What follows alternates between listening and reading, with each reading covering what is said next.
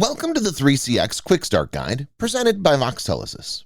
In this video, we'll demonstrate how to change an extension status in the 3CX web client and management console.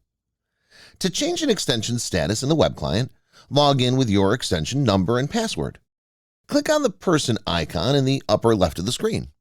You could change it to Available, Away, Do Not Disturb, Out of Office, and Business Trip. To modify your extension status even further, click on the three-dot icon on the dashboard. Click on Settings, click on Call Forwarding, click on Switch Status.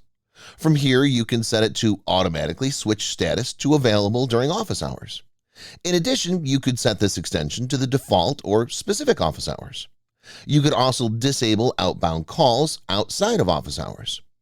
To switch an extension status in the 3CX Management Console, log into 3CX and click on the Users tab. Check the box next to the extension you wish to modify.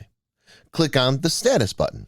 From here, you can change the current status from Available, Away, Do Not Disturb, Lunch, or Business Trip. You can also change the queue status to either Logged In or Logged Out. Congratulations! You've successfully changed an extension status in the 3CX web client and management console.